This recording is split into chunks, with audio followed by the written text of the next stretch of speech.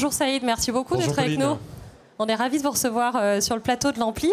Alors, vous êtes président fondateur du groupe Mosaïque RH.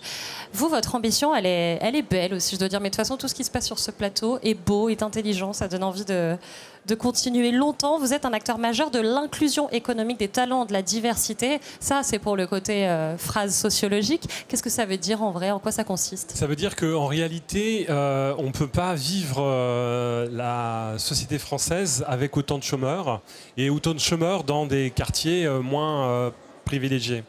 Et donc l'idée, c'est de considérer que si on veut à un moment donné apporter des solutions concrètes et recréer du lien, c'est aussi agir en tant que société civile pour pouvoir contribuer à créer le lien entre un demandeur d'emploi et une entreprise qui a des besoins et qui n'arrive pas à recruter.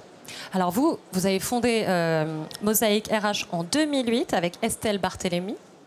Vous développez plusieurs entités qui conjuguent des activités commerciales et des démarches d'intérêt général. Vous avez le cabinet de recrutement du même nom, une plateforme de mise en relation. Vous êtes largement développé depuis 2008, il s'est passé pas mal de choses. Oui, ce qui est intéressant dans l'entrepreneuriat, c'est effectivement on a toujours des idées et on a toujours la possibilité de les mettre en forme. Donc nous, on voulait véritablement travailler sur ce paradoxe, un taux de chômage explosif en banlieue, en France, et puis plein d'entreprises qui sont en croissance et qui n'arrivent pas à recruter, même à travers une conjoncture économique qui est passée par là. Et donc on s'est dit, tiens, si on était capable de communiquer sur ces opportunités d'embauche, et si on était capable de diffuser cette information au plus près des quartiers, face à des talents qui aujourd'hui n'accèdent pas aux informations, qui ne sont pas reçus en entretien, parce qu'ils sont d'origine sociale modeste, parce qu'ils sont d'origine culturelle différente. Ils n'ont pas l'info aussi. Exactement. Donc il faut recréer une passerelle, une connexion entre les deux mondes. Et donc c'est pour ça qu'on a commencé par la création d'un cabinet de recrutement. Et ce cabinet de recrutement, quelques années après, a fait émerger, incuber en fait une plateforme de mise en relation, nouvelle génération, une plateforme de recrutement d'un nouveau type.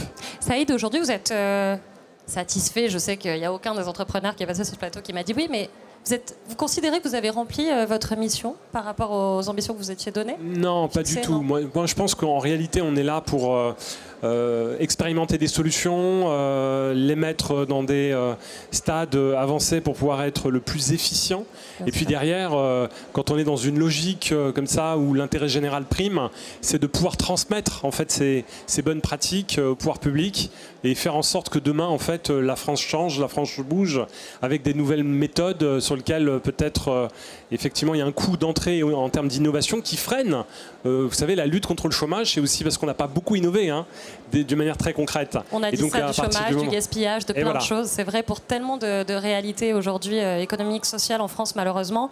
Vous, Saïd, depuis 2008, vous avez, quand je dis vous avez réussi justement à faire naître cette idée, si elle se maintient jusqu'aujourd'hui en 2019, c'est qu'elle a une raison d'être, évidemment. Vous avez quelques parcours dont vous êtes fiers, dont vous savez qu'ils ont réussi à aller là où vous souhaitez qu'ils aillent. Oui, c'est plusieurs parcours. C'est ce jeune qui a grandi dans une cité à Ivry et qui s'intéressait à la communication, qui a voulu faire un DUT en communication et qui n'arrivait pas à trouver un contrat en alternance.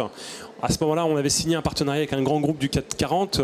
L'avantage, c'est que ce modèle a pu en fait collaborer avec plus de 80% des entreprises du CAC 40 et on a un taux de satisfaction qui est extrêmement intéressant parce que les candidats qu'on présente sont souvent gardés. Et ce jeune, donc très rapidement, en fait, on le présente en alternance. Il arrive à convaincre les recruteurs. Il est recruté. Il fait 2 ans, poursuit ses études.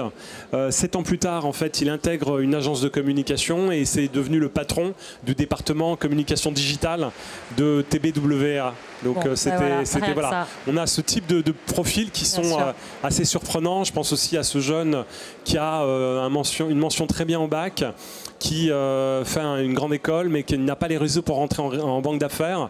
Et 7 ans plus tard, 8 ans plus tard, il devient associé dans un fonds d'investissement. C'est ça, c'est quand même des parcours, c'est très concret en fait. On se dit oui, on est là pour aider la diversité. La diversité, ça veut dire concrètement ça, des jeunes qu'on aide à aller d'un point A à un point B, qui ont toutes ces capacités, qui sont juste pas au bon endroit, qu'on n'a pas mis en réseau avec les bonnes personnes. Et Mosaïque RH, c'est ça, clairement, Saïd. Voilà, et l'idée, c'est que la diversité n'est pas un sujet social, mais c'est d'abord en fait un service qu'on rend à l'économie, parce que ce sont des compétences qu'on met à disposition en fait, des entrepreneurs pour pouvoir développer et doper la croissance en France. Quels sont les enjeux, Saïd Hamouche, selon vous, pour les années à venir dans notre société? Ça va être notre capacité finalement à démocratiser, à standardiser le recrutement inclusif. C'est-à-dire qu'en France, on est encore trop sur la lecture d'un CV et donc on attend en fait des réponses très concrètes, grande école, tant d'années d'expérience, des éléments qui rassurent. Et moi, je pense que le grand tournant qu'on vivra aujourd'hui en France, c'est cette capacité à sortir du CV et à regarder véritablement le potentiel de l'individu, ce qu'il est capable de faire, ses aptitudes, sa personnalité et comment cette personnalité peut matcher avec l'organisation. Et aujourd'hui, scientifiquement, on est capable d'utiliser des tests de psychométrie qui peuvent le permettre et c'est ce que tente de faire la plateforme diversifiervostalents.com. Et le jeu, c'est de pouvoir démocratiser ces mises en relation à l'échelle nationale sans qu'il y ait trop d'intervention humaine pour aller vite et puis permettre à tous les recruteurs de France d'accéder gratuitement à un vivier de talents qualifiés. Alors vous, Saïd, depuis 2008, je suppose que votre travail il a pas mal évolué. On parle d'une période qui est longue depuis de 10 ans. Ça a changé entre-temps, évidemment? Alors oui, puisque la diversité est devenue aujourd'hui un enjeu, quand on parle d'être une entreprise responsable, c'est pas un sujet qu'on est à côté de la plaque si on ne traite pas le sujet. Et puis, ce qui a aujourd'hui beaucoup changé, c'est que je pense qu'on a gagné la bataille de la mobilisation. Maintenant, il faut gagner la bataille de la mise en œuvre et qu'on ne soit pas en fait dans du diversity washing, parce qu'il y a aussi ce sujet aujourd'hui qui est très fréquent et qu'on passe à la phase supérieure, c'est-à-dire qu'à un moment donné, quand on a les candidats en face, il faut finir par les recruter parce qu'ils sont bons, tout simplement. Sûr.